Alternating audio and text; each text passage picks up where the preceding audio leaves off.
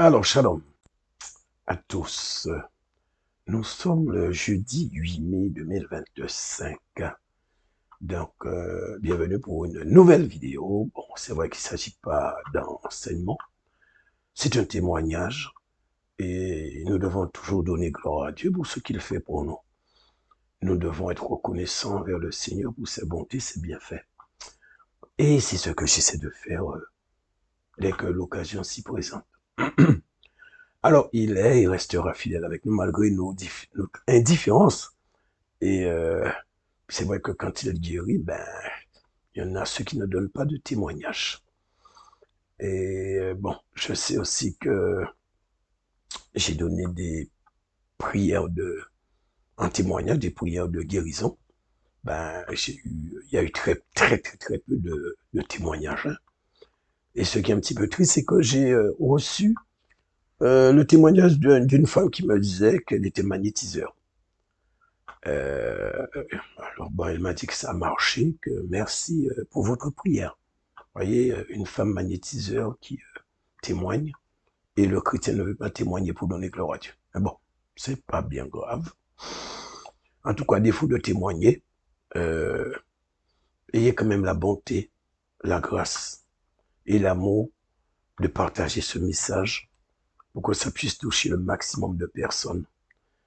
Il y a des parents qui se retrouvent dans des situations quand même assez embarrassantes, que ce soit en pleine nuit, qui sont obligés de courir aux urgences. Quand il y a urgence, ok, d'accord. Quand vous êtes dans certains pays où il n'y a pas d'urgence, ou que les urgences se trouvent à je ne sais pas combien de dizaines, de centaines de kilomètres, ou que peut-être les gens n'ont pas les moyens de locomotion pour pouvoir y aller, ou il peut y avoir, etc., de cas de situation qui empêchent que peut-être c'est une femme, elle est seule, elle a plusieurs enfants, il y en a une qui est malade, elle est bien embarrassée avec deux autres qui sont encore en bas âge, donc elle ne sait plus quoi faire. En partageant ce message, vous allez rendre service à quelqu'un. Voilà. Et donc, je tiens quand même à signaler, que même le magazine 60 millions de consommateurs tire la sonnette d'alarme sur certains médicaments qu'ils vendent. Et on a l'impression que c'est comme si c'était une mise en garde. Parce que c'est pas comme une mise, c'est une mise en garde parce que c'est un nombre record de médicaments qui a été épinglé. Et autant je me souviens, au moins 50 ou 60, et qui concernent le domaine dans lequel je suis en train de vous parler. Euh, dire, donc, c'est dire dans quelle situation que nous nous trouvons en ce moment.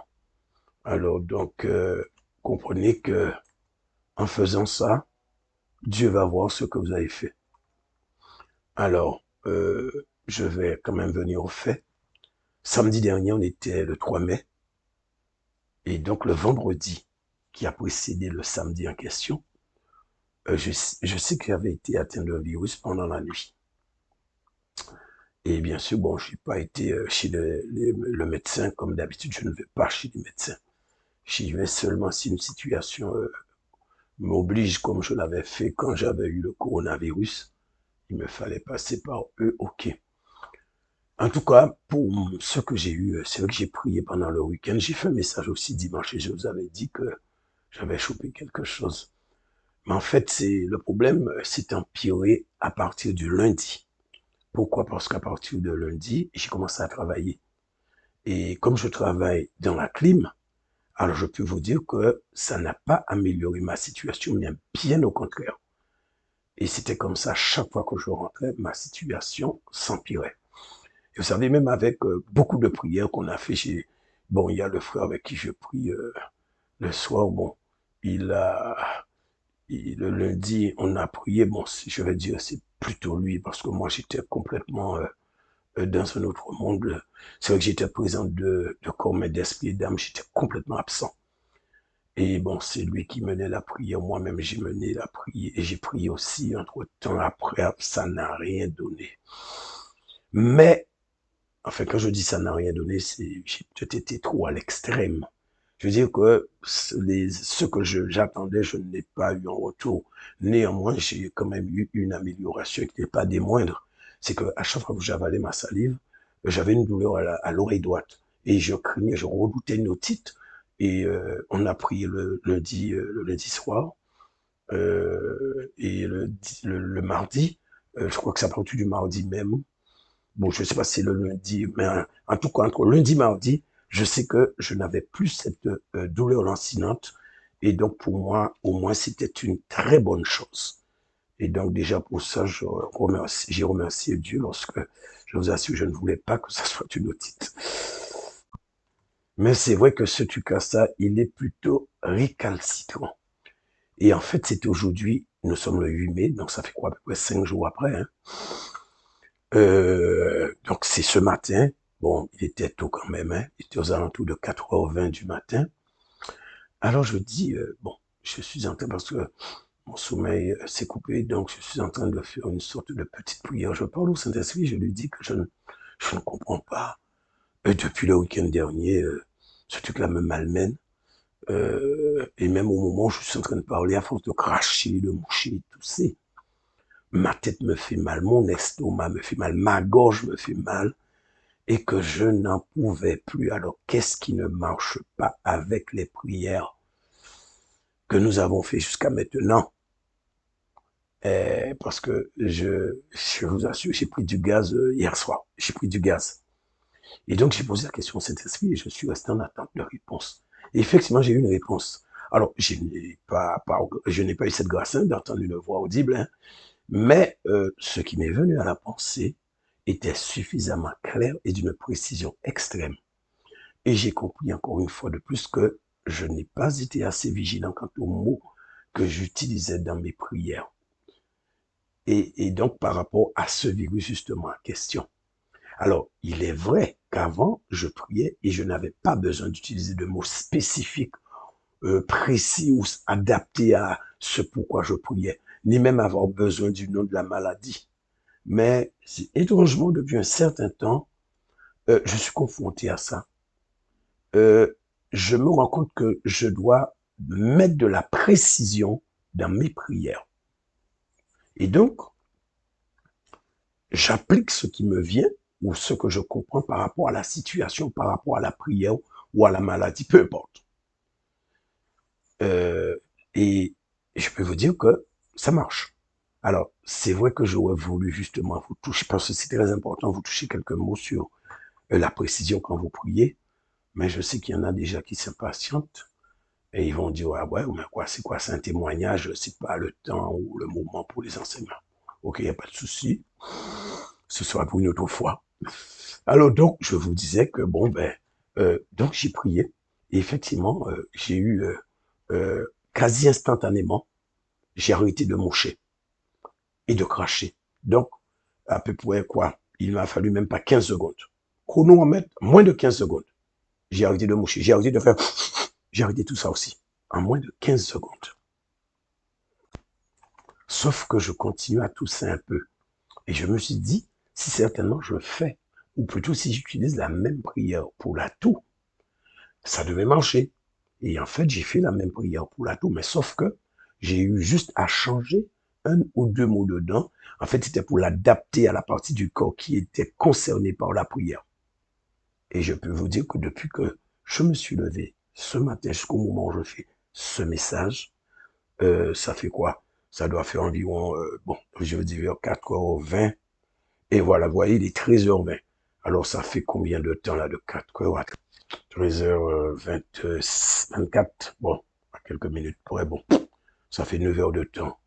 Et je vous le dis, que je peux compter le nombre de fois que j'ai mouché. Parce que c'était ça mon problème. Moucher, cracher, que, voilà. Je ne pense pas avoir été mouché, ou plutôt, bon, je dis avoir été. Ben, je n'ai pas mouché 4 fois. Non. Si j'ai mouché 4 fois, c'était un grand maximum. Je vous assure, si j'ai mouché 4 fois, c'était un grand maximum. Et pour le reste, maintenant, bon, même pour cracher aussi, hein, tout ça, ça a été réduit. La toux, ça a été réduit, ça a diminué. Et de manière considérable, hein.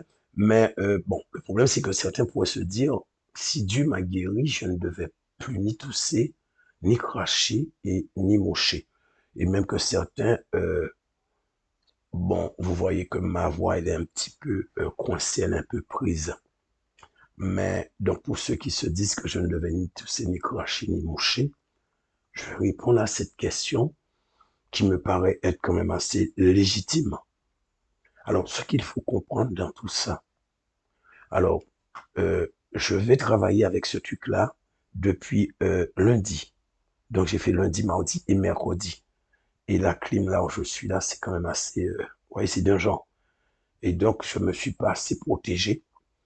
Et par conséquent, voilà, ça a augmenté le dépôt en moi.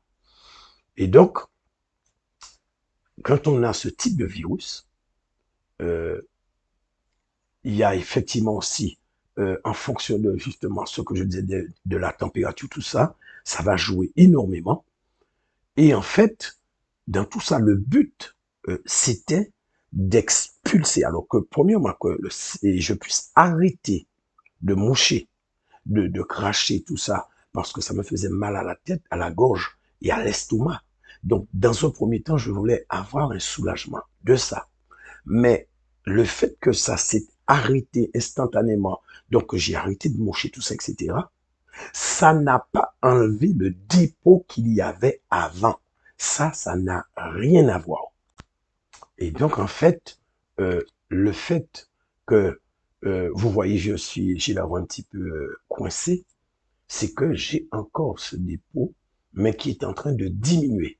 Parce que si j'ai arrêté comme je vous ai dit, de moucher, mais vous savez, au niveau de la gorge, il y a quand même un dépôt.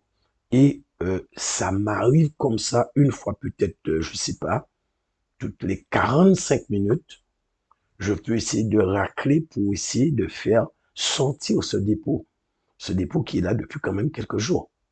Mais ce qui est important de comprendre, c'est que à partir de cette prière-là, c'est que au niveau du dépôt, c'est là où il était le dépôt, ça s'arrête ici, et que le virus aussi, donc tout a été, si vous voulez, neutralisé maintenant, c'est d'expulser ce qui est expulsé, et c'est là où il est je vais pas dire le problème, parce que pour moi c'est réglé.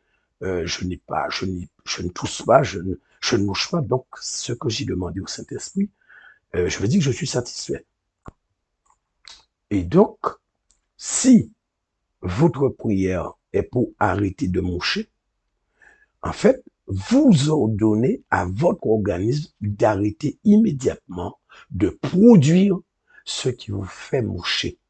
Et par conséquent, vous arrêtez aussi de cracher parce qu'il s'agit de mucus. Et vu que c'est au niveau de votre gorge, donc en fonction de votre position, des fois ça peut, bon, vous mouchez au niveau du nez, des fois ça passe par la gorge, enfin, les deux, bon, je suis pas ORL spécialiste tout ça, mais bon, vous connaissez un petit peu comment ça fonctionne. En tout cas, je vous dis que effectivement, je crachais un truc qui était super dégueulasse. Ben, désolé pour le vocable, hein. C'était épais, c'était un peu verdâtre, et c'était, je vous dis, c'était d'un genre, quoi. Eh ben, c'est ce que j'avais au niveau de la gorge.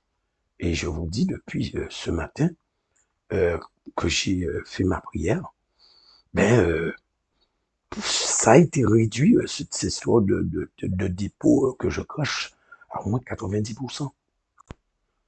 Donc, que vous devez retenir, c'est que c'est la prière que j'ai faite, c'était sur le principe de demander à mon organisme d'arrêter de produire ce qui me créait, ou qui me causait le problème.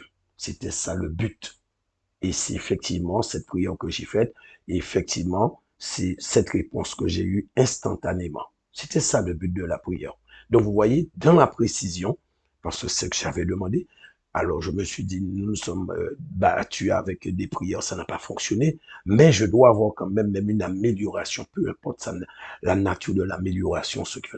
Et c'est à ce moment-là que j'ai compris ça, par rapport à ce qui est venu dans mes pensées, et que j'ai ordonné à ce que ce dépôt arrête d'être alimenté. Et effectivement, ça a marché. Alors, je vais quand même ajouter, euh, n'oubliez pas en quoi consistait la prière, que, que l'organisme arrête de produire pardon, ce qui me faisait moucher, cracher. Mais, comme je l'ai dit, peut-être je ne l'ai pas précisé, mais pas de les faire disparaître. Donc, vous voyez, comme quelqu'un qui a un cancer, donc, on prie et le Seigneur fait disparaître toutes les cellules cancéreuses. Et quand cette personne ira faire des tests ou je ne sais pas pourquoi, on lui dira il n'y a plus de cellules cancéreuses. Donc, les cellules vont disparaître. Et là, c'est pas la même chose. Hein. Donc, voilà. Donc, je sais que quand je vous explique un petit peu tout ça, vous avez bien compris le but de la prière, ce que moi je cherchais, ce que j'ai obtenu et que je suis satisfait. Alors, petit rappel qui pourrait coûter cher à ceux qui sont pressés. C'est très important. Quand vous prierez et que vous allez vous rendre compte que votre situation s'est améliorée de manière instantanée, comme moi hein, d'ailleurs, hein, et que si ça se produit le matin et que vous vous rendez compte le soir ou peut-être le lendemain, je ne sais pas, que vous êtes de nouveau dans la même situation avec le même truc, surtout, il faut le rejeter. Vous ne devez pas prier pour quelque chose que Dieu vous a déjà guéri ou délivré. Vous devez simplement confesser que vous avez déjà été guéri. Donc voilà, frères et sœurs, ce que je voulais partager avec vous. Bon, vous voyez, là, je parle, je vous dis, mais le soir, quand je sortais du travail, je ne pouvais pas prier. Je ne pouvais pas prier. Ma voix, elle était complètement coincée. Rien ne sort. Enfin, quand je dis rien ne sortait, c'était à peine audible.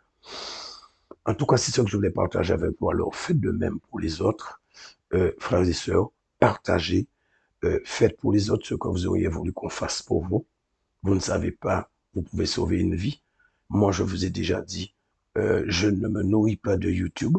Non, je travaille, je pars à la retraite l'année prochaine, peut-être même avant l'année prochaine, au vu de ce qui est en train d'arriver sur la Terre, avec la situation des marchés, des banques, tout ça. On ne sait pas trop si on va voir, enfin, on va voir, non, dans le sens où, si je serai toujours en train de travailler en 2026, mais normalement, je prends ma retraite en début d'année 2026. Alors, vous voyez, c'est pas YouTube qui me fait vivre. Moi, ce que je fais là, je partage avec vous, afin que vous puissiez partager avec les autres. Parce que moi, j'aurais bien aimé, si c'était pas moi qui faisais ce témoignage, ben, j'aurais bien aimé entendre ce témoignage que j'aurais appliqué et je serais, ou j'aurais été content d'être délivré, d'être guéri à cause d'un témoignage, grâce à un témoignage. Alors voilà, c'est ce que je voulais vous dire et partager avec vous. Soyez bénis, à bientôt.